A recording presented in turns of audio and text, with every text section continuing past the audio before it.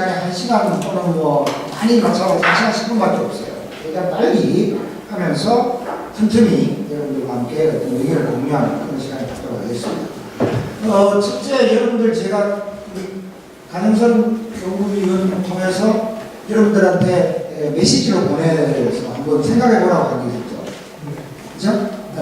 사회적 기업 또는 사회적 경제 조직, 뭐 사회적 동조합, 사회적 기업, 뭐 마을기업, 뭐 그런 여러 가지 비슷한 것들을 다 포괄해서 하는 건데, 보통 이제 하는 이야기가 어떤 이윤 추구, 그런 것도 추구하면서 또한 동시에 사회적 가치 창출, 그것도 같이 이렇게 균형적으로 만들어내려고 하는 그런 조직이거든요. 그게 균형적으로 한다는 게 그게 가능한 건지, 그리고 실제로 어느 정도 많이 했는지, 그렇게 좀 무리가 있다고 생각하는 부분이 있는지, 없다면 뭐 왜 없는지, 또는 사회적 경제 조직이라면 기존의 어떤 그런 사회적 그 가치를 창출하는 대표적인 공공기관이죠. 국가기관이나 정부 같은 것도 아니면은 뭐 사회복지기관인데 그런 기관들보다 뭐가 다른 게 있나? 그러니까 사회적 그 가치를 창출하는 공공기관이라든지 정부라든지 또는 사회복지 시설에서 하면 되는데 왜 굳이 갑자기 사회적 경제조직이라고 굳이 또 따로 급하게 지금 뭐 이렇게 별도로 이렇게 관리하게 되는지 이런 것에 대해서 한번 생각해 봤으면 좋겠다라는 이야기 했거든요. 한 시간이 없으니까 한 두 사람만 생각해 봐 있는 것 말할 수 있는 사람 말해보세요.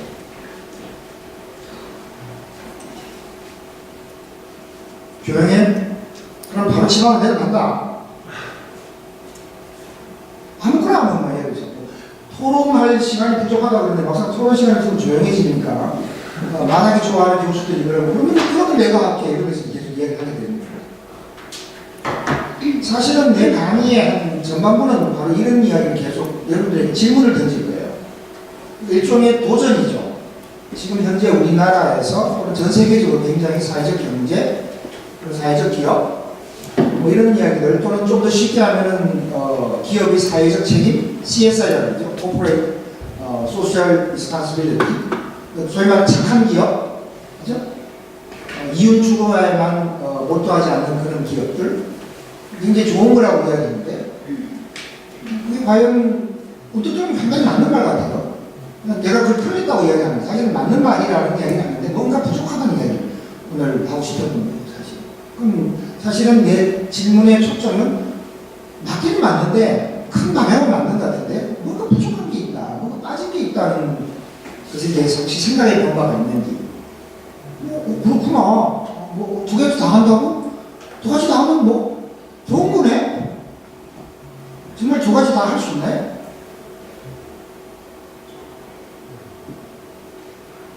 제가 제 질문은 사실 두 가지 다 하는 게 좋은 건 맞는데 두 가지 다 할 수 있다는 거예요. 잘못하면 둘 다 망칠 수도 있어요.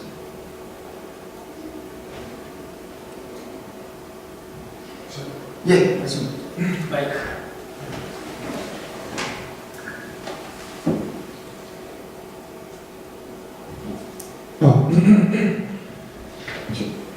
네. 5번 들어갑니다. 교수님께서 방금 말씀해 주시기를 기업의 이윤과 그다음에 사회적인 책임감을 두 개 다 성취하려고 노력을 하다 보면 두 가지를 다 놓치게 되는 경우가 발생할 수도 있다라고 이렇게 말씀을 해주셨는데, 네, 그 말씀은 지금 우리가 가지고 있는 통념을 바탕으로 해서 보았을 때는 가장 일리 있는 말씀이라고 생각을 합니다. 근데 저는 그런 우리의 일종의 고정관념을 조금씩은 타파를 해가야 할 필요가 있다고 생각을 해요. 구체적으로 약간의 자신의 욕심이라는 표현이 좀 추상적일 수 있는데, 사회를 바라보는 좀 관점에 있어서 변화가 있어야 되지 않을까. 개인주의의 그런 성향이 많이 짙어지다 보니까, 나의 것을 챙기려는 그런 마음이 앞서야 되는데, 그 마음을 조금은, 그 기준을 내려놓을 필요가 일단 우선적으로 있어야 될 것 같다고 생각을 하고요. 그리고 사회 경제라는 게 사회에 뭔가 자신의 역할을 활용하고 사회에 기여하는 건데 그 기여가 형식적인 기여가 아니고 뭐 기여를 통해서 기여를 하는 당사자가 받는 보람이 전 되게 중요한 역할을 한다고 생각을 하거든요. 물론 눈에 보이지 않는 가치지만 그 보람이라는 가치가 그 행동을 실천하는 사람한테 엄청난 동기부여가 될 수 있기 때문에 그 보람을 느낄 수 있는 그런 구조가 확실히 필요하다고 저는 생각을 합니다. 착한 일을 실천했다고 그치는 게 아니고 그걸 통해서 이 사람이 다시 그 행동을 반복할 수 있도록 그 행동에 뭔가 행복함을 느끼고 충만함을 느끼고 계속 할 수 있도록 약간 피드백이 이루어질 수 있는 그런 구조가 있어야 이런 사회적 경제 순환이 이루어질 수 있지 않을까 하고 생각을 합니다. 아, 90점 주으십네요. 네, 좋은 이야기입니다. 맞습니다. 사실은 사회적 경제에 또는 지난주에 여러분들 홍준 교수님 그 전주에서 홍준 교수님 유시에서 많은 분들이 그 이야기했죠. 행복 경제에 대해서 얘기했죠. 사실은 그 행복이라는 말을 행복을 통해서 여러 가지 우리가 할 수 있는 어떤 그런 사회적 가치 추구라는 것이 사실은 그 행복이라는 단어 자체가 그런 거예요. 보람이라고 표현했는데 그게 결국은 행복 경제학의 그 행복이라는 말로 바꿔서도 되는 이야기죠. 그래서 이제 전통적인 어떤 경제학이나 전통적인 기업 윤리의 자본주의 시장 경제에서의 어떤 이야기는 이윤을 추구하거나 또는 개인적인 어떤 그런 효용을 극대화하는 쪽에만 이야기가 쏠려 있었는데 그게 이제 오늘 우리 강영선 위원도 말씀하시고 또 본인도 이야기했던 식으로 바로 그 사실은 관계 그리고 어떤 상대방과의 또는 사회성원들과의 이웃들과의 어떤 그런 봉사를 통해서 보람을 느끼는 것이 그게 다른 말로 행복이다. 뭐 이런 이야기가 되는 거거든요. 사실은 맞는 이야기입니다. 문제는 자 여기 이제 오늘 제가 좀 더 파고들고 싶은 주제인데요. 자 보람을 느끼는 거 좋아요. 행복을 느끼는 거 좋습니다. 예 맞아요. 기존의 어떤 개인적인 어떤 그런 어떤 그 만족이라든지 어떤 그런 개인적인 어떤 이윤 추구를 넘어서는 거 좋은데 그러면 기업이 살아있어야 되는 거 아니에요? 그래야 계속 행복을 느끼는 거잖아요. 그죠? 기업이 계속 살아있어야 돼요. 그래야 봉사를 할 수 있죠. 그죠? 근데 기업이 살아있을 수 있을까요? 특히 정부의 지원 없이. 내 말이 사실은 두 개가 추가하기 힘들다는 이유가 보람을 느낄 수는 있어요. 네, 보람을 느낄 수 있는데 정부의 도움 없이 혼자 있는 그 조직을 운영하면서 기업을 계속 활동을 하면서 또 봉사를 할 수 있느냐는 거예요. 그게 가능하냐는 거죠, 사실. 그래야 진짜로 우리가 이야기하는 사회적 경제라는 거예요. 거기에 우리나라에서 생각하는 사회적 경제 또는 사회적 가치 창출, 사회적 경제 조직, 범사회적 경제 조직을 바라보는 시각과 정통 사회적 경제가 태어난 그 유럽의 시각이, 특히 이태리의 시각이 다르다는 거예요. 그러니까 정부의 도움을 전제로 하고 이야기하는, 그러면서 정부가 좀 도와주니까 자기가 뭐 기업은 좀 부실하게 운영되더라도 정부 지원 받아서 뭐 사회에 여러 가지 좋은 일 많이 한다. 과연 그게 얼마나 갈 수 있을까? 그게 제 이야기의 초점이에요. 근데 가능하다는 거죠. 답은 가능하다는 거예요. 근데 가능하게 하려면 지금 현재 우리나라에서 하는 사회적 경제활동, 사회적 조직들의 어떤 운영활동에 플러스 2%가 필요하다는 거예요. 2%라는 게 사실 100%에 비하면 2%는 98%가 벌써 있다는 이야기가 별거 아닌가 싶지만 사실은 여러분들 알죠? 침팬지하고 사람의 DNA 차이가 2%도 참 차이가 납니다. 2%라는 것은 사실 엄청난 차이일 수도 있다는 거예요. 그 2%가 뭘까? 그걸 오늘 여러분들과 나눠보고 싶은 게 제 오늘 욕심입니다. 자, 그런 차원에서 시간이 없으니까 한 사람 하고 원생 이야기를 하고 넘어갑시다. 자, 이거 지금 화면에 떠 있는 거죠? 이대로 지금 진행하면 되죠? 예. 오늘 제 강의는 크게 이제 4개 챕터로 구성되어 있습니다. 첫 번째는 이슈의 제기, 그 다음에 이제 강의에 초점에 대해서 사실은 오늘 벌써 제가 이야기한 것들을 어느 정도 다 가지고 있는 이 부분을 간단하게 정리해 주고요. 그 다음에 이제 좀 더 구체적으로 지금 현재 우리가 추구하고 있는 이 사회적 경제 또는 사회적 경제 조직의 활동이라는 것이 기존의 순수한 기업 경영, 그런 순수한 의미의 공공, 복지와 뭐가 다른가? 다른 말로 지금 현재 우리나라에 추구하는 어떤 그런 사회적 경제 또는 사회적 가치 창출이라는 게 뭐가 빠졌는가를 한번 이렇게 검토한 약간 비판적인 그런 시각에서 보는 겁니다. 그 다음에 이제 사실 3번 사회적 경제 조직 운영의 핵심 원리에서 사실은 내가 말하고 싶은 여러분들에게 들려주고 싶은 이야기들을 정리하는 부분이고요. 마지막으로 이제 그걸 압축하면 결국은 우리가 사회적 경제 조직을 통해서 뭘 할 수 있는지, 뭐가 진짜 안건지, 뭐 그런 거를 한번 제시하는 식으로 한번 진행하겠습니다. 시간이 없으니까 빨리빨리 할게요. 아까 했던 그 질문, 여러분들한테 나눠드린 생각해보기에 막 이런 겁니다. 사회적 경제 조직이 많은데, 기존의 기업 또는 시장이라는 것은 영리 추구하는 거거든요. 한마디로 영리 추구죠. 뭐 영리 추구 자체가 이제 사회에 기여한다고 보는 겁니다. 그 다음에 이제 그 반대라는 그 대척점에 있는 어떤 그런, 그 이제 공공기관이라고 볼 수 있고, 복지시설인데, 사회적 가치. 대표적인 게 이제 여러 가지 사회적 약자라고 하는 그런 이웃들을 돌보는 그런 거죠. 이것이 과연 얼마나 다른가. 속신 다르다고 하는 것은 결국에 이제 사회적 경제를 그 둘 중간에 있는 조직이다 이렇게 이야기하거든요. 둘 다 추구한다 이런 말인데 둘 다 추구하는 것이 아까 말한 식으로 힘들다는 거예요. 왜냐하면 이게 여기서 말하는 둘 다 추구한다는 것은 혼자서 할 수 있어야 돼요. 독자적인 능력을 가지고 있어야 돼요.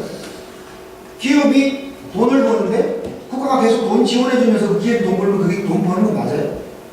그거 아니지. 그건 기업 아닌 거예요. 그죠? 그러니까 우리가 사회적 기업이라는 사회적 협동조합 보면 협동조합 원래 그대로 협동조합은 원래 이윤 창출하는 거예요.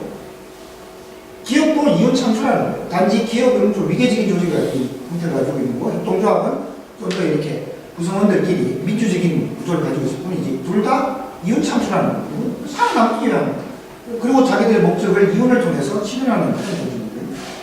그거를 인정하면서 사회적 가치 창출한다면 사회적 경제 조직은 자립적이래요. 자립적인 것이 굉장히 중요합니다. 그건 뭐 정부가 좀 도와줄 수 있는 거지 뭐 그거 가지고 꼭 그렇게 뭐 이렇게 털을 달아야 되나? 그게 굉장히 큰 가치가 있습니다. 굉장히 큰 의미가 있어요. 그런 부분을 이야기하고 싶은 겁니다. 그래서 정말 질적으로 양적으로 이 두 가지 답을 추구하는 중간 조직으로서의 사회적 경제 조직이 어떤 기여를 할 수 있는가를 어떤 성과를 낼 수 있는가를 우리가 따져보자는 겁니다. 좀 더 구체적으로 말하면 사회적 경제 조직, 뭐 인간적인 조직, 인간적인 기업이다. 또는 뭐 사람 냄새가 나는 그런 뭐 경제 활동이다. 또는 뭐 착한 기업이다. 이렇게 표현하죠. 그럼 그 착하다, 인간적이다, 또는 사람 냄새가 난다. 무슨 뜻이냐 이게? 예를 들어서 옛날 우리 옛날부터 많이 써요. 박리담회라고 하거든요. 싼 가격으로 좋은 물건 대접하면 그게 사실은 이윤 창출하는 제일 좋은 방법이었어요. 박리담회. 박리해서 담회하면 그로스 베네핏은 맥시마이즈 되는 거예요. 그건 영리 추구의 방법으로도 쓸 수 있는 이야기인데 요즘 우리 착한 기업 그러면 물건 좋은데 싼 값으로 내면 착하다고 그러거든요. 그러니까 뭐냐에 대체 그 차이를 우리가 확실하게 생각할 필요가 있다는 거죠. 사람 냄새가 난다, 인간적이다. 여러분들 현장 앞에 혹시 안 들려요? 너무 클하시죠? 제가 목소리가 막 이야기하다 보면 커졌어요. 여러분들 그 행정학의 굉장히 보편적인 이론 중에 하나가 인간관계론이라는 게 있습니다. 아십니까? 이게 이제 옛날에는 이제 전통적인 경영학이라든지 조직론의 가장 본질적인 게 테일러리즘이에요. 테일러라는 사람이 이제 개발한 건데 20세기 초창기 그러니까 1901년 이럴 때예요. 아주 지독하리만큼 사람을 기계 취급하는 거예요. 여기 옆에 있는 삽을 이용해서 석탄을 떠가지고 몇 발짝 옮겨가지고 보일러 아궁이에 집어넣는 게 가장 많이 이 사람이 잠시도 쉬지 않고 계속 보일러에 석탄을 집어넣어서 보일러가 가장 높은 그 효율을 낼 수 있도록 만들어줄까. 그때 필요한 그 동선을 연구를 해가지고 거기에 필요한 그 삽을 준비하고 석탄의 위치를 재고 아궁이의 크기를 조절하고 이렇게 하는 그런 연구를 한때 했었죠. 20세기 초반이죠. 그 연구를 하는 그 일환으로서 하버드의 앤턴 메이어라는 어떤 대화가 보수가 있었는데 자기 주부들과 함께 그 당시 최고의 지금은 따지면 이제 전기통신회사예요. 웨스턴 일렉트릭이라고 여러분들 혹시 오디오 좋아하시는 분들은 아마 여러분들 본인이 아니면 선배님이나 아니면 아버님이나 삼촌한테 누가 오디오 좋아하는 분한테 웨스턴 일렉트릭이 뭐예요? 그러면 묻지 마라 아닙니다. 전설이다 이렇게. 그 웨스턴 일렉트릭 종량 중에 하나가 그 시카고에 호소온이라고 하는 그 공장이 있었어요. 거기서 바로 그런 그 일종의 연구로서 이 조명을 조절하는 연구를 했어요. 앤턴 메이어 교수가 연구팀이. 그래서 이제 한쪽 팀에서는 불을 아주 밝게 해줬어요. 최대한 밝게 작업할 수 있는 가장 좋은 굉장히 눈부신 만큼 밝은 상태를 해가지고 그럼 얼마나 많은 생산량이 나올까를 보려고 했어요. 그리고 통제로서 옆방에는 어떻게 했느냐 불을 어두침침하게 만들었어요. 당연히 성과가 나쁠 거라는 걸 예상하고 있어요. 그런데 어떻게 됐느냐면 실제로 이쪽 밝은 불을 가진 작업장에서의 생산량 증가보다 훨씬 더 많은 생산량의 증가가 무시하지 못할 생산량의 증가가 어두운 곳에서 나타났어요. 왜 그랬을까요? 빨리 끝내고 별들 가고 싶어서. 네, 그 당시에 쓸 수 없는 이야기예요. 쓸 수 없는 이야기야. 그러면 바로 공급 바로 잘리죠. 쫓겨나가거나. 지금부터 100년 전 이야기예요. 1929년에 30년이에요. 그건 90년, 100년 전 이야기예요. 있을 수 없는 이야기. 그야말로 철저하게 사람을 기계치게 하는 시절이에요. 근데 그쪽에서 생산량이 엄청나게 올라갔어요. 왜 그럴까요? 관심이었어요. 같은 아줌마들, 그 소위 말해 우리가 말하는 여공들이죠. 여공들이 똑같은 숫자를 갖고 거의 많이 똑같고 모든 게 다 똑같아요. 랜덤하게 샘플링을 해서 이쪽에는 불을 밝게 해주고 여러 가지 근무 조건을 좋게 해주고 이건 통제로 보서 아무것도 안 해줘도. 그런데 거의 똑같이 올라가는 거예요. 왜? 관심이라는 거예요. 바로 잘생긴 하버드대 조교랑 교수들이 와가지고 막 들락거리면서 막 보는 거야. 아줌마들이 어머 웬일이니? 이렇게 되는 거예요. 그 당시에 그 모든 것은 거의 다 수공업으로 이루어지니까 거기 전기통신 그 쉽게 말해서 전화기 부품이에요. 지금으로 따지면 전신 전화기 부품인 그걸 조립하는 그런 과정이었는데 관심을 받고 있다는 생각 때문에 열심히 하는 거예요. 불하고 관계없는 거야. 거기서 그때 사람들이 처음 알았어요. 사람들에게 관심을 주면 생산량이 올라가는구나. 이제 그런 것도 인간적이라고 표현할 수 있는 거예요. 그걸 인간관계로 이루어졌어요. 그래서 여기서 말하는 인간적이다. 사람 냄새 난다는 말의 뜻이 천차만별로 가릴 수 있다는 거예요. 무조건 그냥 인간적으로 해준다? 이제 무조건 그래 너 알았다 너 잘났다. 그래 너하고 내하고 우리 남이냐? 이러면서 하지 않죠? 그게 지금 우리가 말하는 사회적 경제의 이야기입니다. 초기 그 인간관계로는 지금은 아무도 그것을 인간적이라고 생각하지 않습니다. 사람을 마지막 남아있는 인간성마저도 인간의 생산성을 끌어올리기 위한 하나의 유인으로서 활용할 수 있다는 정말 비인간적인 이야기예요. 사실은. 그렇잖아요. 인간적인 어떤 그런 소속감, 어떤 그런 인정해주는 느낌까지도 이용하는 거예요. 사실은. 그렇게 이용하면서 그래 김군 잘해봐. 다음에 생산 더 올릴 수 있지? 결국에는 생산량을 끌어올리기 위해서 인간을 조종하는 하나의 방법이 하나 추가되는 것뿐이에요, 사실은. 혹시 그런 게 아닌가? 우리가 그런 차원에서 인간적이다, 사람 냄새가 난다는 것을 근본적으로 한번 생각해 볼 필요가 있다는 거예요. 자, 그렇다면 사회적 경제 조직, 사회적 가치 창출이라고 우리가 소통해야 하는데 그게 도대체 뭐냐? 정말 사회적 기업만, 사회적 경제 조직만 정말 할 수 있는 것.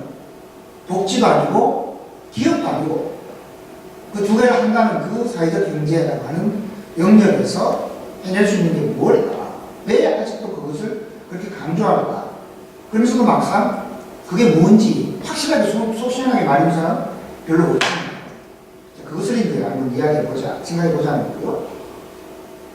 바로 그런 걸 통해서 우리가 사회적 경제조직을 여러분들 중에 몇 명이 그런 걸 꿈꾸고 있는지 모르겠으나 한 번쯤 생각을 할 필요가 있고 혹시 어떤 그 기회가 된다면 제대로 한번 할 수 있는 그런 미래의 사회적 경제 활동가를 한번 생각해 보자라는 게 지금 여기에 초점이 되겠습니다. 그래서 사회적 경제의 본질, 그 다음에 성공적으로 사회적 경제를 운영하기 위해서 우리는 즉 사회적 경제 기업가, 사회적 경제 활동가는 구체적으로 사회적 경제 조직을, 사회적 기업을 어떻게 움직여야 되는가, 어떻게 활동을 해야 되는가 하는 어떤 그런 원리를 이야기하고요. 그걸 통해서 진정한 성과는 무엇인지 언뜻 보면은 사실은 뭐 그 이야기가 그 이야기 같지만 바로 그 2%를 이야기하는 미세한 차이, 그 우리가 보통 이야기하지 않는 그 이야기를 여기서 하면 좋겠다 하는 생각입니다.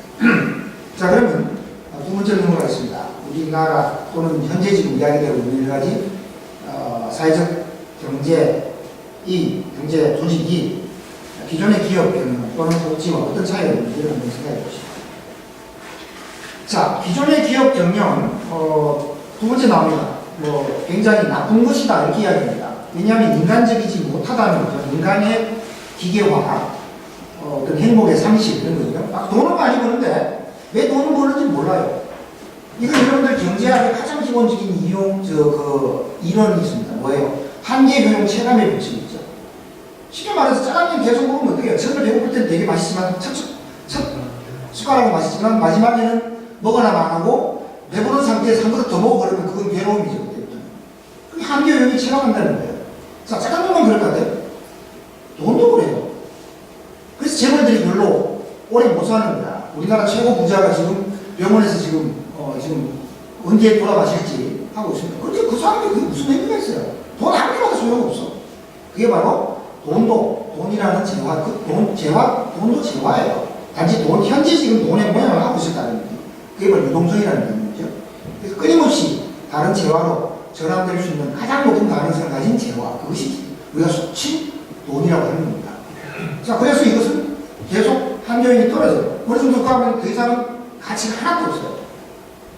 그런데도 불구하고 지금 현재 기업들은 끊임없이 이윤 추구를 한다는 거예요. 도대체 왜? 그 많은 돈이 무슨 필요가 있는데? 이제 그런 이야기가 우리가 보통 이제 기존의 기업 경영이 무목적적이다는 그게 이제 우리 소위 말해서 시민경제라고 하고 로버트 라이히가 이야기하는 바로 부유한 모양, The Future of Success라는 거예요. 열심히 일을 해봤자 소용없다는 거예요. 마지막에는 한 명만 살아남습니다. 극도로 똑똑하고 창의력이 뛰어난 하나의 그야말로 천재적 존재만 사고 나머지는 전부 다 그 밑에 다 깔려요. 옛날에는 중산층이 존재했지만 지금 중산층이 별 의미가 없습니다. 왜? 기계가 다 해줄 거예요. AI가 모든 걸 다 해줄 겁니다. 한 사람만 있으면 돼요. 그 AI를 설계하고 끊임없이 동안해 줄 수 있는 천재 한 명만 있으면 나머지는 사실상 별로 생산 라인에 있을 이유가 없어요. 그런데 문제는 그럼 나머지 생산 라인에서 밀려난 나머지 99명들은 어떨까? 일하지 못하니까 불안합니다. 무조건 불행합니다. 왜? 자기의 존재 가치가 없는 거니까. 그럼 한 명 남아있는 그 사람 행복하나? 여전히 불행해요. 왜? 일에 찌들려 죽을 것 같으니까. 스트레스의 극도에 달하는 거예요. 그래서 everybody 내피거든요. 이게 바로 우리가 지금 이야기하는 기업 경영, 기존의 기업 경영이 가야 될 돈이 모이는 미래예요. 그건 아니라는 겁니다. 자, 근데 여기서 이제 질문이 있어요. 자, 그래서 요즘 많이 하는 이야기, CSR 이야기입니다. ISO 29000 이야기입니다. 그죠? 뭐 여러 가지 윤리적 경영 이야기하고, 그죠? 기업 내에 참여 이야기하고, 인간적으로 근로자를 대우해주자. 그게 충분히 인간적인가요, 그러면? 앞에서 말했듯이 인간관계론이 결국에는 기업 경영 또는 이윤 창출을 위한 인간의 도구화의 한 수단인 것이 또는 지금 이야기하는 호혜성 또는 상호성이라는 것도 여러분 한번 자세히 한번 생각해 보세요. 대가가 없으면 무조건 좋은 건가? 자, 대가를 받는 우리 거래라고 합니다. 그죠? 그런데 거래가 아니고 그냥 대가 없이 준다고 하는데 그게 진짜 대가 없는 것인가 고민스러운 게 있어요. 예를 들어서 헌혈을 누가 돈 주고 헌혈하면 돈 받고 헌혈하면 그건 매혈입니다. 헌혈이 아니에요. 매혈이 헌혈은 대가를 바라지 않고 한다고 합니다. 또는 여러 가지 사회 불안 것들을 위해서 우리가 헌금을 많이 합니다. 그게 대가가 전혀 없을까요? 있습니다. 헌혈을 하게 되면 헌혈증을 받아요. 그죠? 그 다음에 여러 가지 복제 도네이션을 하게 되면은 레퓨테이션이 따릅니다. 아, 두 사람 이번에 뭐 부유도 1억 냈다더라. 아싸! 이런 맛이 나는 거죠. 완벽하게 어떤 그 대가 없는, 반대급부 없는 것은 사실 없어요. 사실. CSR 이야기도 많이 하지만 그것도 어떤 면에서 아까 말하신 인간관계론과 마찬가지로 기업 이윤 창출을 극대화하기 위한 또 다른 경영 전략일 수도 있어요. 박리담의 일종이라는 거예요. 자, 그래서 진정으로 인간 친화적이지 않을 수도 있다는 우리가 한번 좀 방점을 짚어주면 되는 거죠. 복지는 그러면 완벽한가? 복지의 지금 현재 우리가 지금까지 알고 있는 복지의 가장 큰 문제점은 이념적 편향성입니다. 너무 단순해요. 뭐냐면 무조건 가치를 나눠주면 된다는 생각이에요. 부자로부터 가난한 사람부터 이렇게 밑으로 가치를 나눠주면은 행복해질 거다라고 생각합니다. 우리 사회가 더 좋아질 거라고 생각합니다. 근데 그게 가장 큰 뭐랄까요? 독소라는 말은 좀 너무 거칠다면 좀 약점이 있어요. 그게 뭐냐? 갈등에 기초하고 있어요. 자본주의 또는 어떤 그 기업이 그걸 통칭해서 우리가 가진 자라고 하는 거예요. 그들에 대한 불신을 가지고 있어요. 배척하려고 해요. 복지는 그들을 빼고 우리 착한 사람들끼리 하는 거야 라는 생각. 이것이 있는 한은 모두를 위한 모두의 사회는 불가능하지.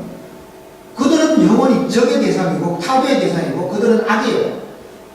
우리들끼리만 착하게 살자 이런 이야기가 될 수밖에 없다는 거예요. 과연 그게 얼마나 오래 갈까? 라는 근본적인 생각을 할 필요가 있다는 거예요. 특히 지금 현재 우리나라 같은 경우에는 이제 모든 복지가 국가 중심적으로 이루어집니다.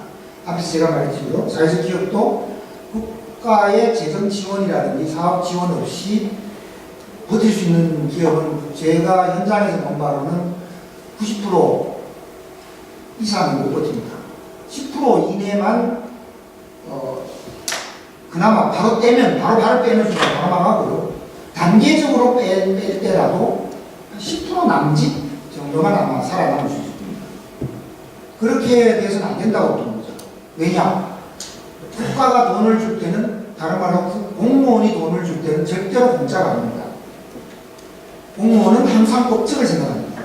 공무원은 항상 균형을 따집니다. 공무원은 항상 자기가 도장 찍은 것에 평가를 받게 되어 있습니다. 그럼 자기가 살기 위해서라도 자기가 지원해준 대상 기관, 조직을 자기가 통제하려고 들어요. 왜? 자기가 책임지기 싫기 때문에. 그래서 많은 복지 사업들이, 현장에 가보세요. 사회복지조직, 노인복지조직, 사회적 기업, 아니면 무슨 고용센터, 복지적 성격을 가진 모든 기관에 가보세요. 엄청나게 많은 평가를 합니다. 그 평가 매뉴얼을 제가 수시로 점검하고 고쳐주고 현장 평가하는 사람이에요. 너무 잘 알아요. 세상에 공짜는 없습니다. 즉, 정부가 또는 국가가 공기업, 공무원이 사회복지조직을 장악하게 돼요. 그걸 국가주의라고 합니다. 그래서 자립할 수 있어야 됩니다. 이런 식으로 하기 때문에 결국 복지조직이 많이 비능률적이다. 유사중복성이 있습니다. 왜 여러분 유사중복성이 있는 줄 알아요? 그걸 소위 말해서 크림 효과라고 합니다. 크리밍이라고 합니다. 왜? 끊임없이 평가를 받으니까 어떻게 돼야 돼요? 건수를 높여야 돼요. 그러니까 어떻게 하느냐? 성과 좋은 것만 골라서 자기 사업 대상을 넣습니다. 옆에 있는 지금 할머니 조선 가정이 지금 심각한 문제가 있어요. 애는 지금 완전히 거의 망가져가고 있고, 초등학생이. 할머니는 지금 거의 돌아가시기 일부 직전이에요. 저 건드리기 시작하면 한도 없이 건드려야 돼요. 너무 많은 엔지가 못 버텨요. 대신에 훨씬 하기 좋은, 그죠? 준비 다 된 그런 사람들 몇 명 해가지고 건수 올리고 또 평가받고 그 다음에 또 예산 받아야 돼요. 뻔히 알면서 그렇게 할 수밖에 없어요. 그게 국가주의의 독소입니다. 자, 그렇기 때문에 우리는 이제 복지로부터 뭔가 다른 것이 필요하다는 거죠. 문제는 그렇다고 한다면 지금 현재 사회적 경제에 관한 모든 것들이 국가 지원 없이 이루어져야 되는데, 사회적 경제에 관련되는 사회적 기업이나 사회적 공조업도 상당히 지금은 많이 좋았습니다. 10년 전보다 많이 좋았지만 아직도 많은 경우에 정부 지원 없이 운영되는 되게 힘들다는 소리를 아직도 듣고 있거든요. 자, 이렇게 됐을 때 과연 사회적 경제 조직이 국가 또는 복지기관을 대신하는 그런 역할을 했다 할 수 있느냐. 사실상 이런만 사회적 경제 조직, 사회적 기업이다 다름이 있지, 간판만 그렇게 걸려있지, 사실은 옛날에 사회복지시설과 뭐가 다르냐. 사실상 정부가 돈을 재줘서 처음부터 사업 심사 평가받고, 그래서 돈 받아가지고 그 시키는 대로 매뉴얼대로 해가지고 또 그 다음 평가받고 또 그 다음에 또 연명하고, 그게 과연 사회적 경제 조직이라고 우리가 다시 새삼스럽게 그렇게 떠들 만한 그런 의미가 있는 거냐라는 말을 합니다.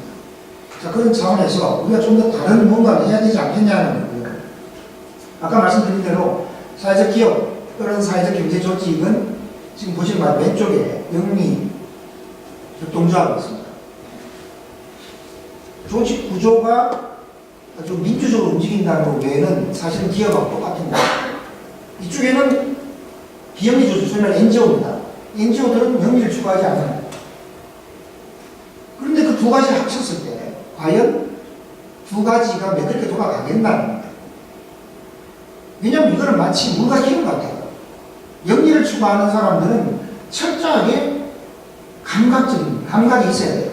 기회를 포착해야 되고 경쟁에서 살아남기 위해서 야수적으로 달려드는 어떤 그런 감각이 필요한 사람입니다. 비영리 조직은 기본적으로 옹호 조직이에요. 인권을 보호하고 약자를 보호하고 하는 것이기 때문에 그런 어떤 야수와 같은 어떤 그런 순발력이 떨어질 수밖에 없죠. 절대로 불가능합니다. 교수들이 책상에 앉아서 공부를 열심히 하는 것 같은데 그걸 보고 사학과들이 혀를 내두릅니다. 어떻게 교수님 그렇게 앉아있을 수 있습니까? 그렇게 말합니다. 교수들은 사학과 보고 혀를 내두릅니다. 아, 사장님, 저 지금 불안해서 하루도 못 버티는데 어떻게 그렇게 사업을 하시면서 이렇게 웃으실 수 있습니까? 전혀 상대방을 이해 못해요. DNA가 다르기 때문에 그래요. 이 두 개를 과연 그렇게 쉽게 합칠 수 있을 건가? 쉽지 않다는 겁니다. 그냥 두 개가 이렇게 중간에 있다, 말이 좋은 중간에 있다, 이도저도 아니다라는 말밖에 안 돼요. 짬뽕하고 짜장면하고 따로따로 먹어야지 쥐 섞어가지고 같이 먹으면 맛있는가요? 죽이죠, 죽. 아무것도 못 먹는 거예요. 짜장면은 짜장면대로, 짬뽕은 짬뽕대로 따로 먹지, 짬짜면을 먹어도 따로 먹지, 한 번에 섞어서 먹지는 않습니다. 한 그릇에 넣는다고 돼 모든 문제가 해결되는 게 아니라는 거예요.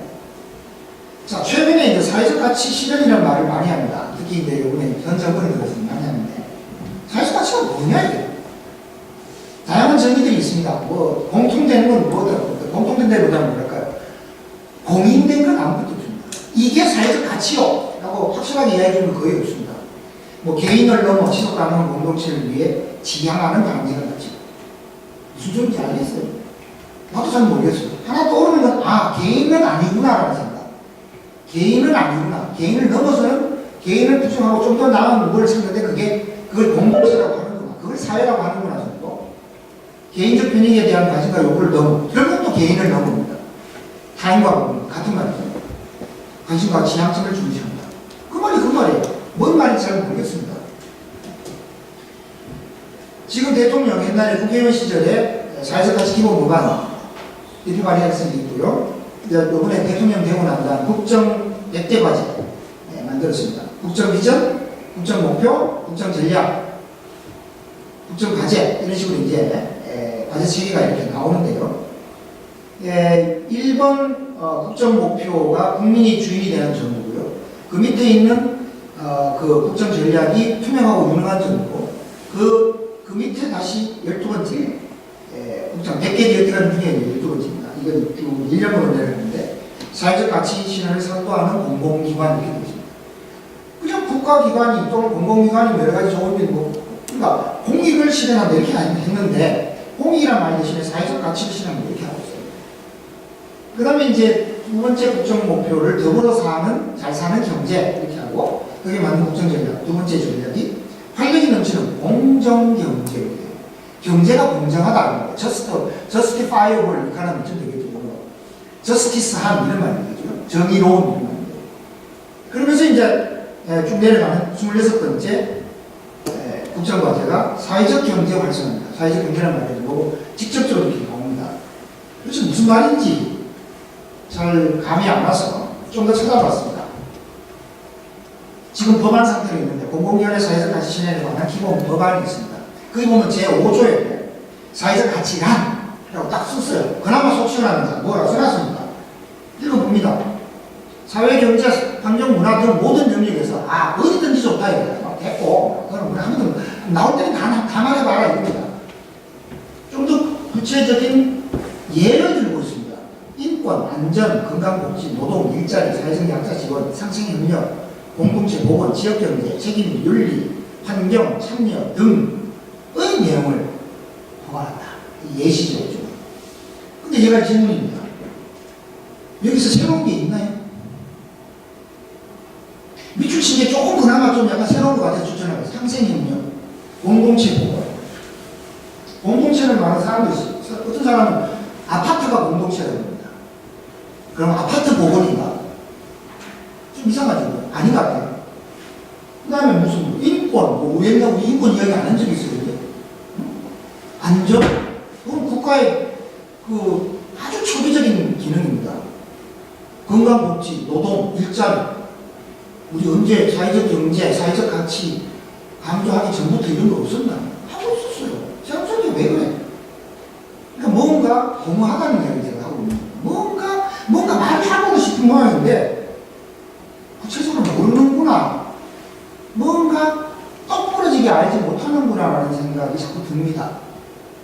그래서 우리가 정말로 그것이 무엇인지를 한번 찾아보자라는 얘기죠. 사회적, 아까 26번째 국정과제가 사회적 경제를 활성화한다고 했습니다. 사회적 경제를 주관하는 우리나라 공공기관은 사회적기업진흥원입니다. 사회적기업진흥원에 들어갔습니다. 사회적기업 인증 기준이라는 게 있습니다.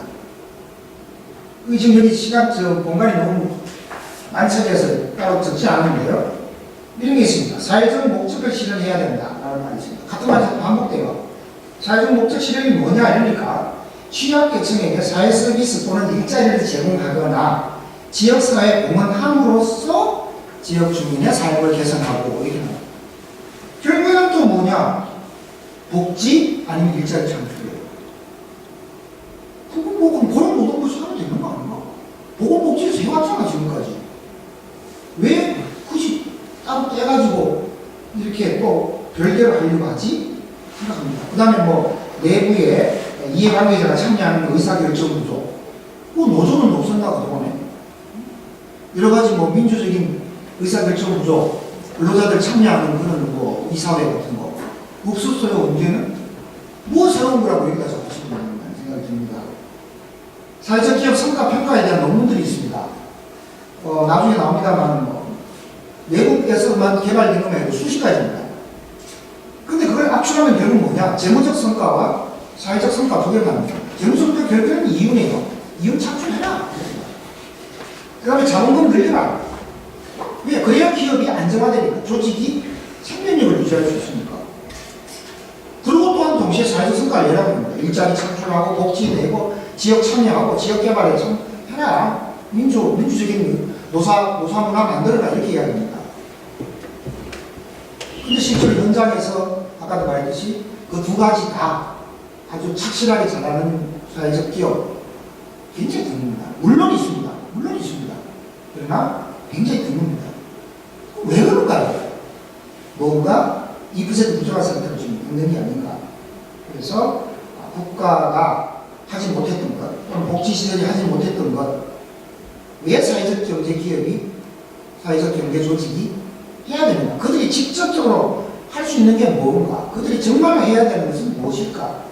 이것을 한번 생각해 보자는 거입니다. 자, 이제부터 본격적으로 제가 여러분들에게 들려주고 싶은 사회적 경제 조직 또는 사회적 기업이 정말 할 수 있는 것은 이런 것이다. 라는 이야기를 드리고 이건 제가 만든 이야기가 아니고 이거는 여기 있는 지금부터 나온 이야기들은 이 3장에 있는 이야기들은 전부 다 안욱이라는 우리 하는 일치를 위한 정치학도, 일치를 위한 정치운동, 그 다음에 모두를 위한 경제, EOC라고 합니다. 그래서 우리 강용선 위원님한테 들었던 바로 EOC 세계운동본부의 주요 학자이십니다. 그 여교 교수가 쓴 그 논문에 있는 내용을 여러분들 소개합니다. 여기 이제 고전에 이제 뭐 EMS라고 유럽의 유명한 그 사회적 경제 관련되는 그 연구 학회 같은 게 있어요. 거기서 이야기하는 아주 고전적인 사회적 기업 또는 사회적 경제 조직의 특징 8가지 이야기하는데, 두 번째 자율성의 확보입니다. 이것만 해도 우리나라는 지금 사회적 경제의 지금 두 번째 조건을 위배하고 있어요. 짝퉁이라는 거예요. 쉽게 말하면 노골적으로 말하죠. 세 번째, 재정적 위기를 감수하려는 강렬한 노력과 도전에서 여전히 이것도 표시점만큼입니다. 그 다음에 사회적 차원이 있습니다. 지역 공동체 발전에 대한 분명한 목표의식의 공유, 모유가 있습니다. 사회적 경제조직, 사회적 기업 찾아가 보면은 다른 건 다 잘해도 제일 못하는 게 이거예요. 자기 조직만 열심히 하면 되는 줄 알아요. 내가 착한 일을 하면 되는 줄 알아요. 지역사회하고 무슨 일을 하고 계신 거예요? 네. 그런 것도 해야 되나요? 이렇게 말합니다. 과거의 복지시설에서 소위 말하는 클라이언트 받아가지고 상담도 해주고 돌봄해주는 건 뭐가 달라요? 지역 시민들에 의한 자발적 참여입니다. 대부분 다 지역 시민들이 참여는 했는데 지역 시민들이 주도한 건 아니라는 점에서 이 또한 유럽에서 일반적으로 이야기하는 EME에서 이 조건은 나온 지는 20년이 다 됩니다. 그건데 아직도 지금 우리는 이루고 있어요. 그런데도 끊임없이 사회적 경제, 사회적 기업 강조하고 있습니다. 28년, 20년 전에 나온 것도 아직 8개 중에 4개나 지금 못 지키면서 아직도 계속 강조하고 있습니다. 이건 이제 2011년에 나온 트리베디와 스토콜이라는 그 외국 학자들의 논문인데요. 사회적 경제적이 뭐가 다르냐라는 건데, 뭐 다른 건 시간이 없으니까 다 일일이 설명할 수 없고요. 사람에 대한 부분, 특히 기업가에 대한 부분이 있습니다. 여러분, 변혁적 리더십이 뭔지 아세요? 그런데 거래적 리더십이 있습니다. 거래적 리더십과 변혁적 리더십의 차이가 뭔지 아십니까? 다른 말로 이렇게 해야 돼요. 아까 말했던 식으로 패널리즘, 사람을 기계 취급하고 사람을 기계 부품처럼 취급해서 돈만 많이 주면 열심히 일할 수 있도록 만들어서 책밖에 돌려서 막 돌리는 거. 예, 그게 전형적인 거래적 리더십입니다. 그럼 두 번째 말했던 인간관계론에 의한 인간적 대우를 해주면서도 그럼 적당히 야, 그래, 우리가 같이 살면 좋은 거 아니니? 너도 인간적 대우받고 우리 회사 잘 되고 그래, 같이 가자. 그럼 그게 거래적 리더십일까요? 변혁적 리더십입니까? 변혁적 리더십은 뭔지 모르지만 최소한 거래적 리더십은 아닌 것 같다. 좀 들어보세요. 거래적 리더십은 아닌 것 같아요? 왜 아닌 것 같아요? 네. 좀 전에 그 카라멜 기대처럼 그렇죠. 그건 아니에요. 그런데 거래적 리더십이라고 하면 어쨌든 간 거래가 이루어지면 다 거래적 리더십이에요. 내가 너에게 인간적인 대우를 해줄 테니 너는 나에게 보다 나은 성과를 다오. 그럼 그 자체가 거래예요. 그러면 아니라는 거예요. 그러면 그게 전혀 거래적 리더십이에요. 그런데 사회적 리더십은 그게 아니고 변혁적 리더십이에요. 인간적인 대우를 해주든 말든 결국에는 give and take가 된다면 그거는 거래예요. 변혁은 뭐냐? 두 측이 노사가 완전히 하나가 돼야 돼요. 그래서 같이 변하는 거예요. 사람이 변하는 거예요. 조직이 변해줘야 돼요. 통째로. 그 변하는 과정에 두 측이 함께 한다는 느낌. 그게 있을 때 그것을 그 변혁적 리더십이에요. 트랜스포머티브 리더십이에요. 완전히 사람을 바꾸고 조직을 바꾸는데 두 측이 동행하는 거예요. 그걸 그 변혁적 리더십이라고 합니다. 그렇게 되죠. 그러니까 우리가 잘 못 듣는 이야기죠. 그렇죠? 근데 이런 이야기를 사실은 외부에서는 벌써 사실 많이 하고 있는 이야기거든요. 문제는 애매하죠. 변혁적 리더십이라고 말을 하는데 사실은 들여다보면 거래적 리더십 같은 것들이 많죠. 사실. 그게 이제 우리가 이제 골라내야 될 거라는 거죠. 자, 그런 선에서 본격적으로 앞에서 말한 그 안루 교수의 이야기를 들어보도록 하겠습니다. 첫째, 우리는 조직 안에서 기업 경영 그 맥락 안에서 상대방에 대해서 우리는 선물이라는 것을 알아볼 수 있어요. 고용을 하고 있는 어떤 그 상태에서 근로자라는 것을 어떤 give and take로 보셔도 된다는 겁니다. 왜냐하면 우리가 어떤 근로자를 데리고 있는 것 자체가 마치 내가 돈을 줬으니까 너는 할 수 없이 일해야 돼 라고 생각하는 한 그 근로자는 절대로 자기의 베스트를 발휘하지 않는다는 거예요. 정말로 근로자가 기업에게 헌신할 때 어떠냐? 던지는 거예요. 그 사람이 자기 몸을 던지는 거예요. 그래서 자기의 창의력을 끌어내는 거예요. 집단지성을 발휘하는 겁니다. 그때 그 기업이 놀라운 발전을 하는 순간이에요. 그냥 공급 준 만큼만 열심히 한다. 인간적으로 해줬으니까 그래 뭐 한바탕 세게 말해야 되는데 인간적으로 좀 미안하니까 대충 말해주고 넘어가자. 야 노조 위원장 대충 해. 이건 아니라 이게 바로 우리가 진정으로 그 상대방을 조건 없이 나누는 삶으로 그 상대방의 의미를 받아들이는 것이라는 이야기입니다. 그런 걸 알아볼 수 있는 눈을 가져야 된다는 거죠. 그러기 위해서는 화답할 수 있어야 되고 현장에 있어야 됩니다. 무슨 말인가 하니까 기업주가 되게 착한 기업주가 있다 칩시다. 100억을 버는데 매년 10억씩 매년 회사 사람들을 위해서 막 팍팍 꺼냅니다. 되게 착한 기업주죠. 그런데 그 사람이 사장실에 딱 들어박혀서 한 번도 내려오지 않았습니다. 내려올 때 가로가다 내려와서 오 그래 수고해 그래 좋아 그래 김건 잘해봐 바꿔자 열심히 해 그러고 그냥 갑니다. 그게 선물을 정말로 우리가 선물이 어떤 거예요? 정말 친구끼리 아무 대가 없이 그냥 네가 너무 좋기 때문에 내 좋아하는 무엇인가를 그래 너 가져라 네가 좋아하는 건 난 보고 싶구나 라는 그 느낌으로 주는 그건 아니라는 거예요. 그래서 현장에 있어야 된다는 거고요. 그 다음에 나눔이라는 것을 알아볼 수 있어야 된다. 바로 누가 나눔을 주고 싶어 할 때 그 마음을 인지할 수 있어야 되는데 그래서 고맙다고 말할 수 있어야 되고 입 빨린 거짓말이 아니라 입 빨린 소리가 아니고 정말로 팩트에 근거해서 말할 수 있어야 된다. 그리고 그것이 실제 기업 경영 전략과 연결시켜야 된다. 뭐 이런 이야기입니다. 두 번째, 신뢰하는 용기를 가져야 된다. 무슨 말인 거니까? 여러분 믿을 수 있어요? 솔직히 남을? 무슨 근거로 믿어요? 왜? 믿으면 잘못하면 자기가 바보 돼요. 그걸 여기서 나오듯이 취약함, 영어로 벌러러밀리티라고 합니다. 믿기 때문에 취약해지는 거예요. 왜? 바보 되거든요. 믿었다가 배신 나가면 자기만 바보 됩니다. 그런데 믿어주라는 거예요.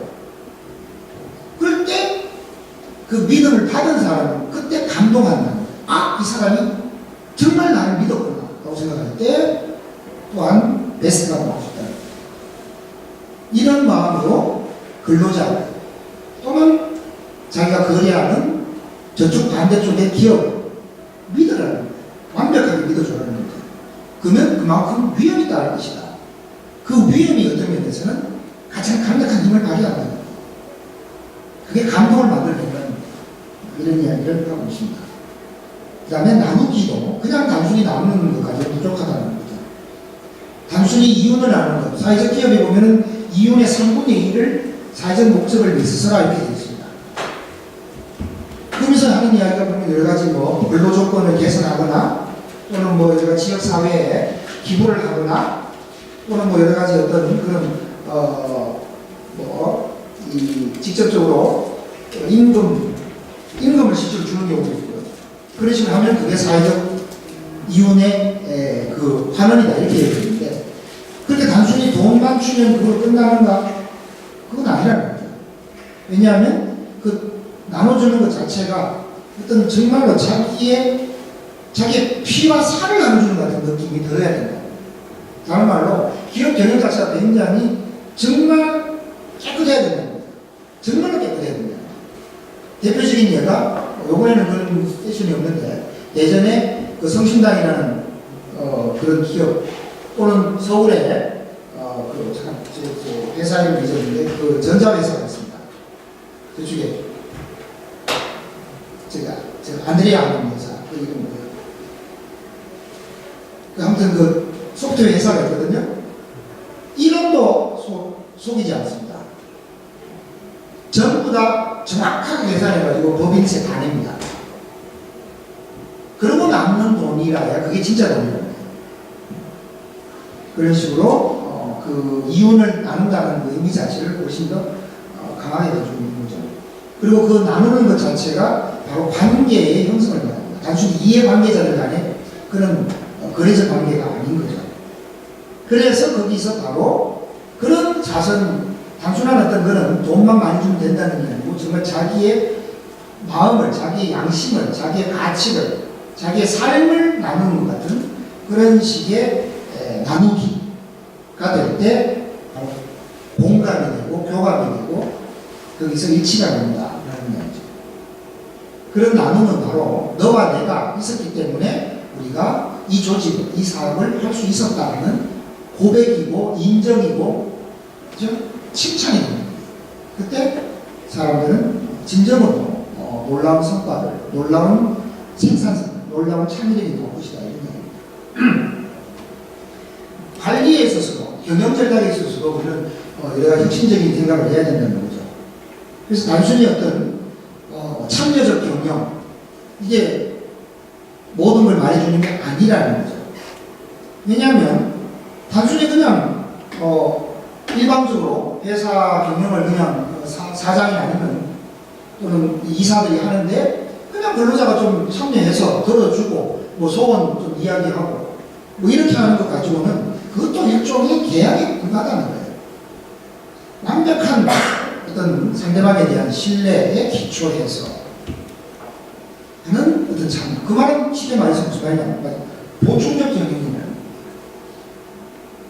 이 기업의 주인은 당신이요라는 것을 인정하는 거예요. 근로자가 주인이라는 것을 그 기업주가 온전히 인정하는 거예요. 그러면 그 기업의 어떤 주인임을 인정받은 근로자는 그래 너 물러나라. 우리가 알아서 할 테니까. 그렇게 또 하면 안 되겠죠. 그러면 기업 그 근로자는 똑같이 하다 보줍니다. 사장님이 저희보다 기업 경영에 대해서 더 많이 하시니 저희들이 맡긴 만큼 혼신의 힘을 다해서 기업 경영을 해주세요. 우리는 생산 현장에서 최선을 다하겠습니다. 라고 하는 그냥 상대방에 대한 인정, 서로 상대방을 보충적인 것으로 인정하는 그런 자세가 관리의 근무한 모습이라는 겁니다. 이렇게 상대방에 대한 온전한 신뢰에 기초하지 않은 그런 참여적 경영은 독백이다. 결국에는 일종의 자위행위예요. 눈 감고 아웅이라는 거예요. 그런 마음에서 상대방의 말을 온전히 들어줄 수 있는 자세, 그 다음에 상대방의 말에 가지고 있는 어떤 그런 어떤 그 불확실성 또는 어떤 그런 자기에게 익숙하지 않은 어떤 그런 느낌, 즉 다양성이라는 것이죠. 그런 것들을 우리가 열어야 된다. 우리 마음을 열고 들어줄 수 있어야 된다. 그런 개방적인 태도 이런 것이 있을 때 우리가 진정으로 창의력과 헌신과 정말 생기 넘치는 조직이다. 이것을 이끌어낼 수 있다. 이런 이야기가 되는 겁니다. 자, 결론, 마지막 거의 결론인데요. 그런 차원에서 결국에는 우리가 사회적 경제, 우리 학교는 사회적 경제라는 말보다는 EOC라는 말을 더 좋아합니다. 사회적 경제는 소셜 이코노미거든요. 근데 그게 아니고 EOC, Economy of Communion. 즉, 교감, 커뮤니라는 말은 사실 굉장히 번역하기 힘든 말이에요. 정확한 예는 이런 겁니다. 여러분들 가톨릭 신자인지 모르겠으나 혹시 그냥 지식 차원에서 들었을 부분이에요. 성당에서 이제 미사라는 걸 합니다. 미사를 하고 거의 마지막에 가면 이제 성찬례라는 걸 하거든요. 그게 뭔가 하니까 예수라는 양반이 2000년 전에 오늘 이제 십자가에 돌아가시기 전에 제자들 모아놓고 얘들아 나 내일 죽거든? 나 기억해줘. 이러면서 빵을 떼가지고 야 하나씩 먹자. 포도주 따가지고 같이 마시면서 나 기억해 달라 라고 말했던 그 부분을 다시 재현하면서 우리도 그때 그 마음으로 돌아갑시다 라는 의미의 그 종교적 예식을 합니다. 그거를 성찬례 커뮤니티 목표. 그리고 그 하나의 어떤 그 형식적인 어떤 그런 표현으로서 그 밀빵을 만들어서, 그죠? 쉽게 말하면 뽕과자죠, 그죠? 그만한 밀빵을 뽕과자를 만들어서 모든 신자들이 다 나눠서 같이 나눠 먹습니다. 그런 소위 말해서 액티비티를 하는 거예요.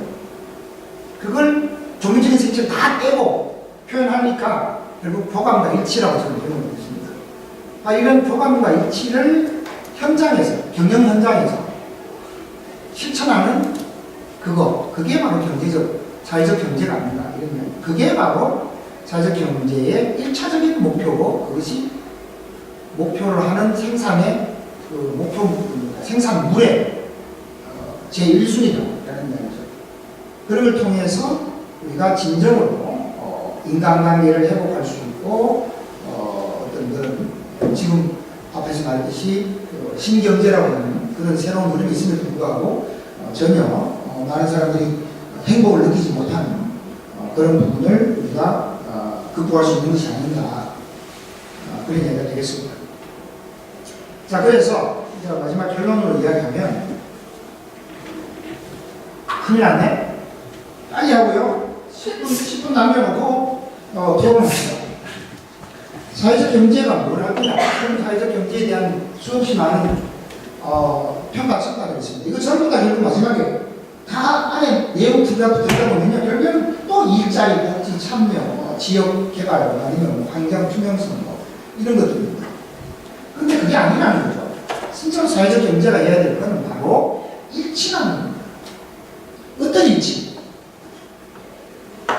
일치는 이제 영어로는 이제 유니티라는 말을 쓰지만, 굳이 그런 좀 헷갈리는 말을 안 쓰고 사회과학적으로 표현하면 밸류 컨그런스, 가치 정합, 가치의 통합, 이런 게 있어요. 그러니까 생각이 같아지는 거예요. 생각이 같아지고 몸이 같아지는 거예요. 그런데 기계적인 획일적인 통합이 아니고 자율성을 인정하면서 스스로 그렇게 되도록 만들어줘요. 앞에서 봤던 그런 식으로 정말로 상대방을 온전히 인정하고 믿어주고 하면서 생기는 그런 경영 속에서 나오는 겁니다. 그렇게 됐을 때 조직 안에서는 경영과 근로자가 일치할 수 있고, 소비자와 생산자 간에 일치가 있을 수 있고, 생산자와 생산자, 왜냐하면 기업이 바로 모든 기업이 다 소비자와 바로 만나는 건 아니거든요. 재료를 만들어서 다음 기업에다 넘기기도 하거든요. 또는 재료를 받아서 그 다음에 물건을 만들기도 하거든요. 그러니까 생산자와 생산자 간에도 일치의 관계가 필요하다는 거죠. 그리고 기업과 공동체, 일반 주민, 고객이 아니고 일반 주민들 간에도 어떤 그 기업이라면 당연히 그 지역 사회에 대한 어떤 그 비전을 공유할 수 있을 거예요. 기업은 기업들 따로 놀고, 복지기관은 복지기관도 따로 놀고, 지역사회는 지역사회를 따로 놀고, 그건 온전한 의미의 미래지향적인 모습이 아니라고 하는 거죠. 그리고 정부하고도 그런 사회적 경제 조직들은 일치할 수 있어야 된다, 이런 얘기가 되겠습니다. 자, 그렇게 하기 때문에 다른 말로 바로 교감을 할 수 있는 사람, 그리고 그 교감을 실제 기업 속에서 실천할 수 있는 사람.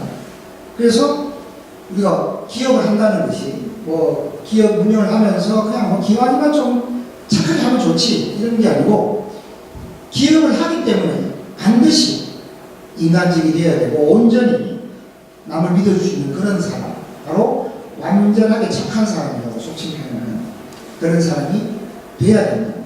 그렇게 될 때 그 기업이 진짜 사회적 경제 조직이 될 수 있다는 이야기고, 그런 차에서 기업은 이윤을 창출하는 그런 기계로서의 어떤 비사회적인 기계로서의 존재도 아니고, 또는 복지지향적인, 그래서 어떤 시장 논리를 무시하는 그런 어떤 반사회적인, 그러니까 시장 논리에 너무 철저하다 보니까 인간의 어떤 그런 논리를 부인하는 그런 반사회적이고 반복지적인 그런 존재도 아니고, 지극히 복지지향적이면서도 또한 동시에 매우 생산적이고 이윤 창출이 가능한 그런 창조적이고 경쟁력 있는 그런 조직이 될 수 있다.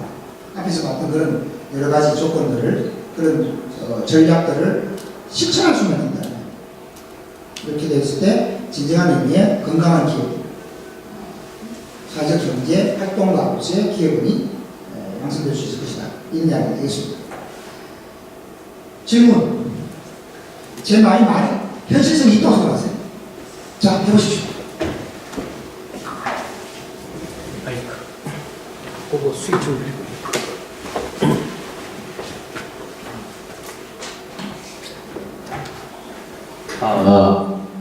시간이 없으니까 짧게 질문을 던지고 싶습니다. 예. 그 신자유주의의 그 대안으로 사회적 경제를 굉장히 많이 얘기를 하는데 그러나 여전히 생산과 고용에 좀 집착한다는 그런 큰 틀에서 벗어나지 못했다는 생각을 좀 하게 됐습니다. 그런 자본주의 논리에서 완전히 탈피하지 못한다는 것은 사회적 경제가 아직까지는 좀 부족하지 않은가 하는 의문을 좀 느꼈습니다. 이에 대해서 좀 질문을 아직까지라는 말은 무슨 뜻이에요? 아직까지라는 말은 사회적 경제가 새로운 개념인 것처럼 이야기합니다. 사회적 경제는 어떤 면에서는 이 자본주의하고 거의 사실은 나이가 비슷합니다. 매우 오래된 개념이에요. 사실은 어떤 면에서는 자본주의 경제보다 더 오래된 개념이에요. 그랬는데 소위 말하는 우리가 알고 있는 자본주의 시장 경제, 18세기, 19세기에 자본주의 시장 경제가 사람들이 주목을 받는 거죠. 그러다 보니까 이 사회적 경제 또는 시민 경제가 역사의 뒤안길로 밀려 있었던 거죠. 이거는 여러분, 그러니까 아까 사고를 바꾸라고 그랬잖아요. 그죠? 같은 이야기예요. 지금 이야기의 질문의 그 기조가 뭔가니까 계속 지금 이윤 창출과 사회적 가치 실현은 대립적이라고 보기 때문이에요. 아니 또 여기 집착한다는 말 자체가 지금 대립적으로 보는 거예요. 왜 두 개가 같이 가는 것이고 두 개가 온전히 하나가 될 수 없나요? 왜 이윤 창출은 집착하면 안 돼요? 제가 생각하는 미래 사회는 앞으로 노동이 없는 사회라고 생각을 합니다. 그런 탈노동주의를 저는 갖고 있는데 그런 사회가 진짜로 왔을 때 사회적 기업의 역할은 어떤 거라고 생각하십니까? 탈노동이 왜 좋아요? 일을 하는 게 왜 나빠요? 탈노동이 미래의 지향이라고요? 왜 일하는 게 난 일하고 싶은데? 일을 통해서 삶의 가치를 찾고 싶은데? 노동은 공적인 영역을 제한한다고 저는 생각합니다. 뭐라고요? 노동이라는 것은 공적인 영역을 제한하는 거라고 보기 때문에 노동이 왜 공적인 영역이에요? 노동, 공적인 영역일 수도 있지만 지극히 사적인 영역일 수도 있죠. 자기가 좋아하는 것을 만들어내는 것만큼 짜릿한 행복은 있어요. 저는 노동을 신성시하는 그런 생각을 가지고 있지 않습니다. 아니, 신성시하는 게 아니고 자연 발생적이라는 거예요. 저는 그리스 사회를 좀 뭐라고 얘기해야 될까? 아니, 크리스천사하고 관계 없어요. 이건 지극히 인간의 본성을 뭐로 보는가에 대한 근본적인 이야기예요. 많은 이 진보 사회학자들이 노동을 굉장히 필요한 것이라고 이야기하는 사람이 많습니다. 한번 찾아보세요. 노동은 절대적으로 필요한 거예요. 복지하고 아무 관계 없어요. 돈하고 아무 관계 없어요. 일을 하지 않으면 사람들은 불행해진다라고 이야기해요. 그게 굉장히 많은 진보적인 학자들이 주로 사회학과 교수님들이 그냥 많이 합니다. 왜 노동이 없어야 돼요? 노동이 얼마나 좋은 건데. 단지 노동이 삶을 영위하는, 생계를 영위하기 위해서 할 수 없이 죽지 못하는 노동일 때가 문제인 거죠. 그렇지 않아요? 이 부분에 대해서는 이따 시간이 끝나고 또 얘기를 드리겠습니다. 얼마든지. 아, 예.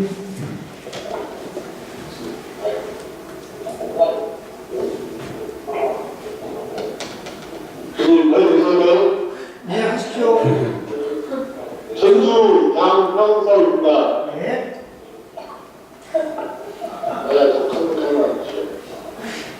네, 질문해도 괜찮을까요? 네, 하십시오.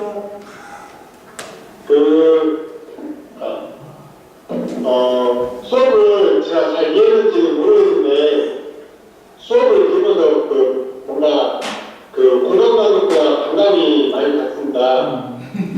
근데 이제, 사회적 기업이 좋은 것처럼 얘기 많이 해주셨는데, 이제 사회적 기업 중에서 우리나라의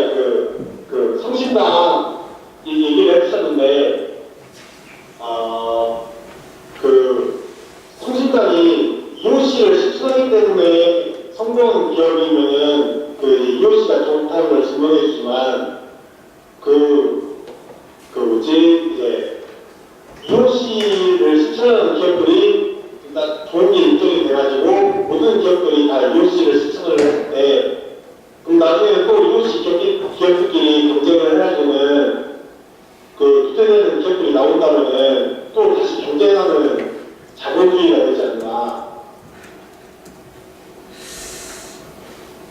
질문 끝났나요? 대화 답해도 될까요? 네, 지금 끝났습니다. EOC 기업인데 왜 경쟁을 해요? 아니, 나중에 기업 여러 개잖아요. 근데 이제 요즘에 빵집들이 이제 성심당 빵집이 EOC를 신청을 하고 있는데, 한국에 있는 빵집들이 모든 EOC를 하면서, 이제 예를 들어 EOC를 해서 성공한 게 아니고, 애초에 EOC를 하는 기업 중에 성공한 기업이 있는 한 사례이지 않나. 네, 맞습니다. 일단은 지금 말씀이 굉장히 듣기 좋네요. 우리나라의 모든 기업이 다 EOC화 된다. 듣기만 해도 정말 꿈만 같은 이야기입니다. 이제 그렇게 됐으면 좋겠는데, 그게 굉장히 힘든 이야기인데, 아까 지금 내가 말했듯이, 온전히 정부의 지원도 받지 않으면서 독자적으로 사회적 가치도 실현하면서 또한 동시에 이윤을 창출해서 그 기업 활동을 계속 유지한다는 게 굉장히 힘들기 때문에 아마 그런 두 가지의 감각을 온전히 다 가지고 있는 기업가들이 극히 드뭅니다, 사실은. 그래서 이제 어떤 면에서 여러분들한테 우리 같은 사람들이 일찌감치 이런 이야기를 해주면 여러분들이 지금부터 계속 감각을 키우면 여러분들이 정말 실제 기업 경영을 할 때는 정말 감각적으로 해낼 수 있지 않을까라는 생각에서 우리가 이런 이야기 해주는 것도 있는 건데요. 실질적으로는 그런 기업들이 전부 다 현재 시장에 있는 모든 기업들이 그렇게 두 가지 가치를 다 실현하기가 불가능한 거고요. 그런데 만일 말대로 모든 기업이 다 EOC화 됐다 칩시다. 그러면 어떤 일이 되는 거 아닙니까? 아까 그랬잖아요. 생산자와 생산자 간의 일치가 이루어질 겁니다. 즉 쉽게 말해서 화해를 한다는 거예요. 경쟁을 하지 않게 돼요. 지역사회와 일치를 한다는 말이 자기만 살겠다고 상대방을 넘어뜨릴 그런 시도 자체를 안 하게 돼요. 아까 그랬잖아요. 상대방을 믿어주면서 자기가 배신당할 위험을 무릅쓴다 그랬잖아요. 그 말은 무슨 말인가 하니까 왜 성심당이라고 하는 기업이 왜 EOC의 정신을 살고 있다고 하는 게 대표적인 예가 이런 겁니다. 여러분 기업을 운영하면서 기업 기술, 중요한 특허 이거 보호해야 돼요. 개방해야 돼요. 개방하는 순간 그 기업은 바로 망합니다. 맞아요. 그런데 성심당은 그걸 줍니다. 누구에게? 자기 회사에서 자기 이기심을 따지지 않고 열심히 일한 그런 직원, 그래서 독립에 나가려고 하는 직원한테 가져가라 그럽니다. 그 기술 네 가져가서 저쪽 가서 네 독립 땅치 차려서 또 해라. 네 그거 마음대로 더 해라. 이렇게 합니다. 그러니까 말한 대로 모든 기업이 다 EOC 되도록 해주는 거예요. 그런데 그럼 그렇게 해서는 두 기업이 그럼 경쟁을 할까요? 안 해요. 왜? 이윤을 극대화하지 않거든요. 이윤 극대화가 아니고 사회적 가치 창출을 동시에 추구하는 것이기 때문에 어느 정도 이윤을 창출하고 나면 더 이상 이윤 창출에 목매이지 않아요. 그러니까 지금 걱정하는 그런 식의 모든 기업이 다 EOC화 됐다 하더라도 그렇게 EOC 기업들 간의 살벌한 경쟁이라는 것은 없어진다는 거예요.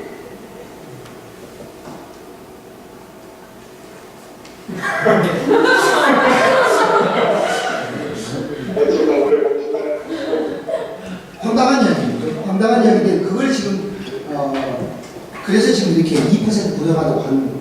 예, 다른 사람 질문하는 사람이 없으면 계속 하시고 다른 사람 질문 있으면 먼저 하고 시간 되면 합시다. 예. 네, 안녕하세요. 저는 서울의 남권율입니다. 제가 묻고 싶은 거는 그러니까 제가 배웠던 어떤 사회적 경제의 스토리랑 교수님이 알고 계신 사회적 경제의 스토리가 약간 달라서 그거에 대해서 좀 괴리를 좀 해결하고자 질문 드립니다. 그러니까 내가 2% 다른 이야기 한다고 그랬잖아. 당연히 달라야지. 네. 해보세요. 네, 그게 네. 그러니까 제가 알기로는 사회적 경제가 자생적이라고 얘기하셨는데, 그러니까 처음에는 이 사회적 경제 시스템이 그러니까 뭐 일본이나 뭐 그런 데에서 또 불경기가 오래되다 보니까 어떤 시장성은 없는데 꼭 필요한, 예를 들어 세탁소 뭐 그런 것들을 자기 스스로 해결하고, 그러니까 세탁소를 만들어서 수익을 창출할 정도의 어떤 그런 이유는 나지 않지만 어떤 한 사람이 노깃거리라고 하나요? 그러니까 여유 나 사는 정도에는 괜찮은 수입이 나는 거예요. 그런데 생각해 보니까 우리도 이것도 필요하네, 저것도 필요하네. 그래서 어떤 마을 내 사회적 경제 네트워크를 이루게 되고 어떤 그럼으로써 사회적 경제가 시작된다. 어떤 그런 스토리를 저는 알고 있거든요. 틀렸습니다.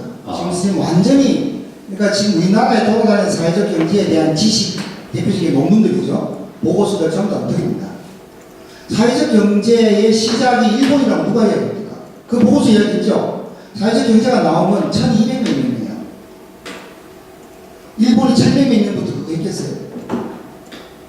제가 얘기하고 싶은 거는, 그러니까 일본이 최초라고 주장하고 싶은 게 아니라, 그러니까 이런 예라고 해야 되나, 어떤 성미산, 우리나라에도 이런 공동체가 현재 예시로 되게 연구 주제로 있는 게 성미산이나 성대골 마을 공동체가 있거든요. 근데 성미산 마을 공동체 같은 경우에는 어떤 이명박 대통령이 거기에서 개발하겠다, 그러니까 성미산 주민들이 맞서 싸운 이 경험이 있어요. 그래서 그 경험을 어떤 사회적 자본화해서 어떤 그 안에서 어떤 편의점, 뭐 자기들이 필요한 것들 하나하나 개발해 나가고 거기 안에서 어떤 이 사회적 경제가 돈다라는 저는 그런 표현을 들었거든요. 예, 맞습니다. 네, 근데 지금 사회적 경제 비해의 하나의 사례를 이야기하죠. 지금 강의를 하신 거를 제가 들어보면은 어떤 이런 예보다는 어떤 뭐 기업처럼 어떤 별도의 어떤 형태의 큰 어떤 오거니제이션을 만들고 어떤 그거가 주체가 돼서 어떤 만드는 어떤 자본주의에 대한 세력, 어떤 이런 식으로 저는 지금 이해를 했어요. 제대로 이해하셨습니다. 근데 어떤 제가 아는 스토리랑 지금 이 사이 스토리가 약간 달라요. 그러니까 지금 여러분들이 알고 있는 사회적 경제에 대한 여러분들이 인터넷을 뒤지거나 뭐 책을 보거나 들었거나 하는 이야기들은요, 전부 다 우리나라에서 만드는 이야기예요. 우리나라에서 우리들 나름대로 사회적 경제가 이런 것이야 라고 생각을 하고 이해한 공무원들과 교수들과 또는 그 외 사회적 기업 중간 조직이라고 하는 여러 가지 지원센터들이 있거든요. 거기서 나온 사람들의 이야기예요. 실제로 사회적 기업이라든지 사회적 경제 또는 사회적 협동조합을 처음 만들고 그걸 성공적으로 해서 우리나라가 처음으로 사회적 기업이나 사회적 경제 조직에 대해서 배우기 시작한 게 2006년이에요. 지금 12년 전이거든요.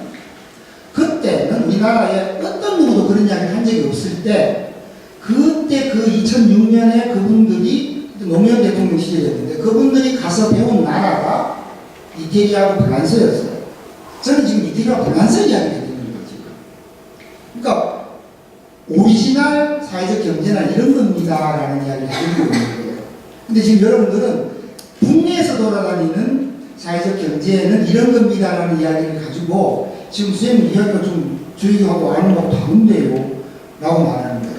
그러면은 제가 궁금한 거는, 그러니까 성미산 마을 공동체나 어떤 이런 일본 내 마을 공동체는 어떤 큰 불경기라던가 어떤 뭐 개발의 압박이라던가 이런 걸 계기로 자생적으로 표현할 수 있었잖아요. 좋죠. 그 나름대로 가치가 있죠. 예, 근데 이태리나 프랑스 쪽에서 큰 오거니제이션을 만들어 아니 오가니션을 만들지 않아서 그냥 작은 기업일 수도 있고 조금 클 수도 있고 하는 정도지 내가 큰 조직을 만들었다는 말은 안 했는데. 그러면 그들은 어떤 것을 가지고 똑같아요. 지금 우리나라에 네. 조그마한 빵집부터 조금 크면 뭐 한 100명, 200명 정도의 그런 보통 그냥 회사들이에요.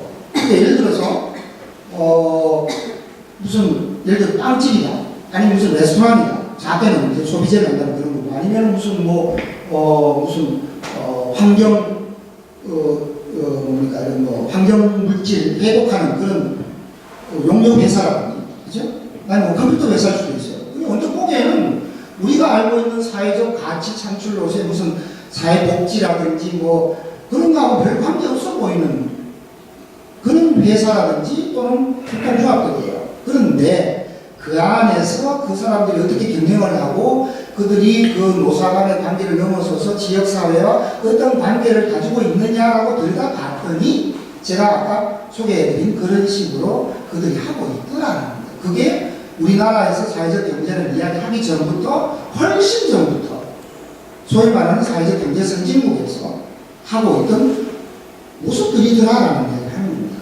예, 그러니까 제가 여쭙고 싶은 거는 어떤 그 다양한 형태로 나타나는 것은 제가 이해를 했습니다. 근데 그러니까 이들이 어떤 이익 집단으로 들어가고 주식회사로 들어가자라는 이 어떤 충동을 이기고, 그러니까 어떤 우리가 사회적 어떤 가치 경제로 가자라고 하는 계기가 있었다고 저는 생각하거든요. 그러니까 예를 들어, 오케이. 네, 예. 뭐 일본에서는 저 불경제, 여기서는 뭐 개발한다처럼 큰 계기가 있어야 모인다 생각합니다. 오케이. 시간이 없으니까 제가 모든 계기에 대해서만 설명할게요. 지금 왜냐하면 다른 분이 기다리고 있어서. 아, 죄송합니다. 예.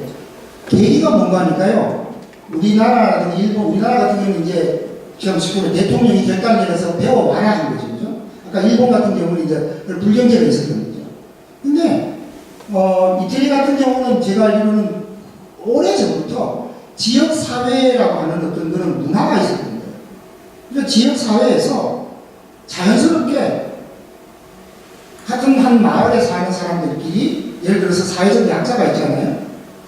일자리 못 가진 어떤 그런 청년이라든지 장애인이나 이런 사람들 있잖아요. 그럼 그 사람들 데리고 와서 내가 이 사람들과 같이 이 얘들을 내 직장에, 내 빵 공장에, 내 무슨 뭐 기계 공장에 데려와서 내가 얘들을 밥을 먹여줘야 되겠다. 라고 하는 자발적인 동기가 있었던 거예요. 그러니까 자연 발생적으로 생겼다니까. 무슨 특별한 뭐 사회 위기가 생겨서 아니면 뭐 정부가 뭐라고 해줘서 한 게 아니고 그냥 이건 아니지. 나는 그냥 난 돈 벌면 돼. 나는 그냥 돈 열심히 벌어서 그냥 내 때가 되면 그냥 크리스마스 때 기부하고 말 거야 라는 생각 자체를 안 했다는 거예요. 그냥 지나가다 보니까 저 개똥이가 저러고 있네? 이라고 하면 너 내일부터 우리 직장이 내 아무데서 일해라. 전혀 그 친구를 열등한 노동자를 보지 않는 거예요. 똑같이 대우해주면서 같이 갔던 거예요. 그런 전통이 지금 이렇게 나타났던 겁니다. 그게 계기예요. 그 나라에서의 계기. 자연 발생적이라는 거죠. 그러니까 몸에서 우러나오는 바로 그런 일치하고자 하는 욕정이죠. 욕구죠. 열정이죠. 그게 계기입니다. 이거 시간이 지금 밖에 계실 것 같은데. 네, 근데 휴식 시간 잠깐 가져야 됐어요. 그러면 한 번만 더 받고 그러면. 여기 또 저도 있는. 그래요. 하는 데까지 합시다. 네. 화장실 가고 싶은 사람 자율적으로 왔다리 갔다리 합시다. 네, 서울지역학생 김민수입니다. 그 기업가가 이제 사회적 기업을 운영하는 데 있어서 의사결정을 하는 순간이 있을 것 같은데요. 그 이윤과 사회적 가치를 같이 이제 추구하는 건 맞는데, 그 이제 A안이 있고 B안이 있다면 그 A안과 B안에서 추구하는 사회적 가치가 약간 다를 수도 있잖아요. 근데 그 이윤이라는 거는 어느 정도 수치이기 때문에 서로 비교가 가능하지만 그 사회적 가치끼리는 어떤 비교하는 수단이 있을 수 있을까요? 글쎄요. 그거를 예를 들어 노동이 일자리가 우선이냐, 인권이 우선이냐, 그걸 어떻게 우리가 제일 수 있겠습니까? 그거는 우리가 사회과학에서 모든 제 같은 경우는 이제 행정학과 교수니까 정책 분석이라는 걸 하거든요. 정책 대안들 간에 우선순위를 골라내야 돼요. 근데 그거는 비교 불가능해요. 예를 들어서 안전이라는 가치와 인권이라는 가치를 누가 뭐라고 이야기를 할 수 있겠습니까? 안 그래요? 그러니까 그 두 개를 획일적으로 말할 수 있다고 하는 것은 어디에도 존재하지 않습니다. 그거는 어떤 그 진짜 마음을 열고 그 사장과 그 근로자와 지역 주민이 고민한다면, 거기서 어떤 걸 골랐다면 그것으로 충분한 가치가 있는 거 아니에요? 꼭 그게 인권이기 때문에 좋고 인권이 아닌 다른 것이면 최소한, 그러니까 제 말은 인권보다 훨씬 뒤떨어진, 예를 들어서 무슨 그냥 자기들끼리 이윤을 극대화한다든지 이건 아니겠죠. 그죠?